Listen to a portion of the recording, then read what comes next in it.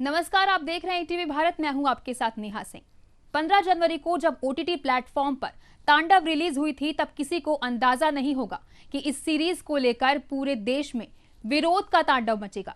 उत्तर प्रदेश से लेकर महाराष्ट्र तक विरोध प्रदर्शन की आग धधकने लगी और फिर देखते ही देखते मामला विरोध से बढ़कर राजनीति के रंग में भी रंग गया। वेब सीरीज तांडव को लेकर जिस तरह से उस सीरीज में और उसमें तांडव फिल्म में दृश्य दर्शाए गए हैं, वो अपने आप में बहुत ही आपत्तिजनक है।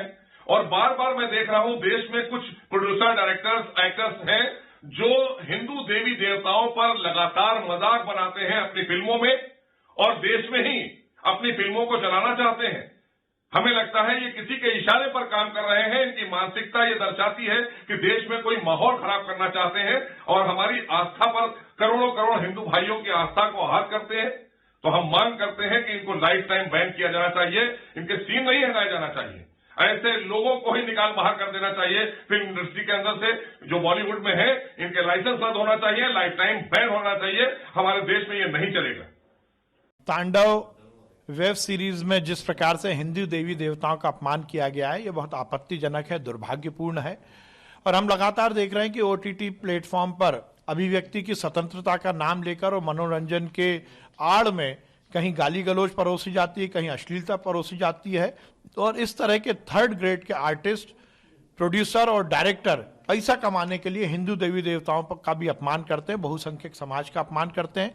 आज मैंने सूचना प्रसारण मंत्री जी को पत्र लिखा है कि ओटीटी प्लेटफॉर्म के लिए भी अब एक सेंसर बोर्ड की जरूरत है। कहीं ना कहीं हमें आचार संहिता को निहत करना पड़ेगा, जिसके माध्यम से इस तरह की पुनरावृत्ति ना हो।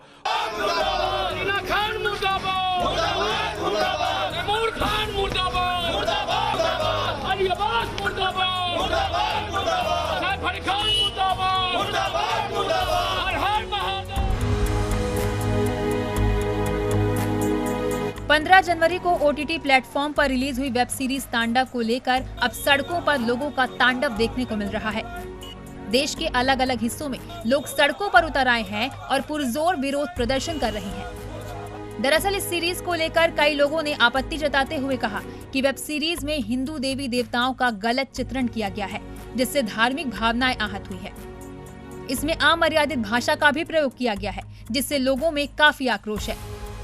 आम जनता, नेताओं से लेकर साधु संतों का ऐसा गुस्सा फूटा कि संतों ने चेतावनी तक दे डाली।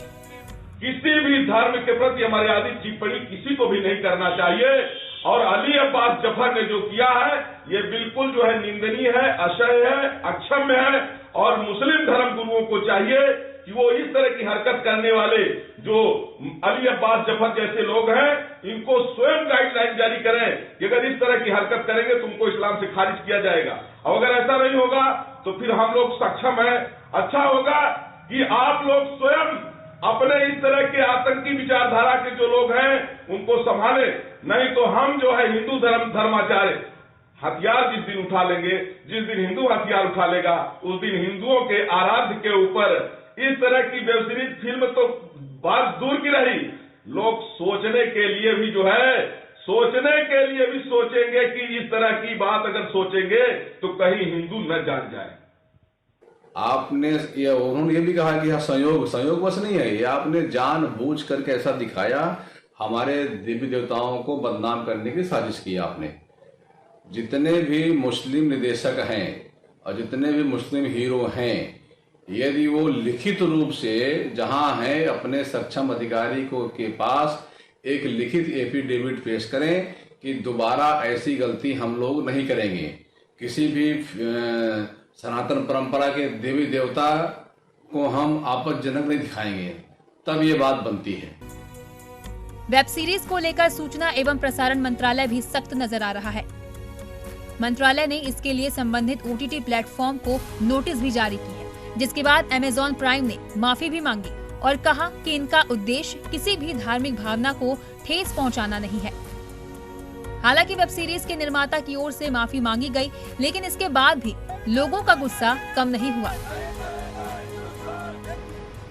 देश के अन्य दलों के नेताओं को भी मजबूरन क्यों न हो तांडव वेब सीरीज के खिलाफ बोलना पड़ा। ये हमारी भारी जीत है और अंत में इतना भारी दबाव था, 6 घंटों तक हम अमेजॉन के दफ्तर में थे। आखिरकार तांडव टीम को देश के सामने झुक करके माफी मांगनी पड़ी। पर केवल माफी से काम नहीं चलेगा।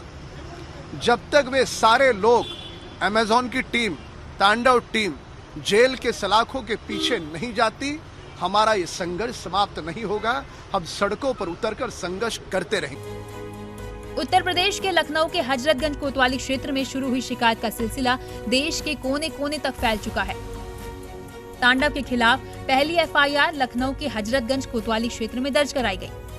इसके बाद यूपी पुलिस की टीम मुंबई के लिए रवाना हुई।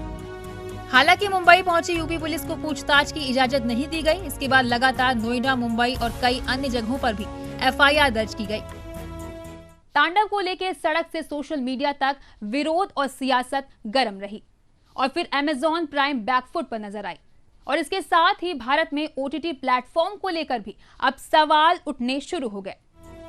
सीरीज पर प्रतिबंध लगाने की मांग जोर पकड़ने लगी। बीजेपी के सांसद मनोज कोटक ने कहा कि इस बारे में सूचना एवं प्रसारण मंत्री प्रकाश जावड़ेकर को चिट्ठी लिखी गई है और इस सीरीज पर जल्द से जल्द प्रतिबंध लगाने की बात की गई है। फिल्म में सवर्ण और दलित समीकरण को लेकर भी सवाल उठने लगे। जातिगत टिप्पणी को लेकर भी मामला गरमाया, जिसके बाद बसपा प्रमुख मायावती ने भी तांडव सीरीज के खिलाफ मोर्चा खोल दिया और उन्होंने इस सीरीज से आपत्तिजनक कंटेंट जल्द से जल्द हटाने की मांग की। ओटीटी प्लेटफॉर्म भारत में अभी विकास के दौर में है। इस प्लेटफॉर्म पर रिलीज होने वाले कंटेंट को लेकर पहले भी विवाद हो चुके हैं। जरूरत है इसके नियमन के लिए जरूरी गाइडलाइंस की, ताकि फिर किसी कंटेंट को लेकर देश में तांडव ना मचे। आज के खास कार्यक्रम में फिलहाल सिर्फ इतना ही। ज्यादा खबरों के लिए लॉग इन करें etv.com।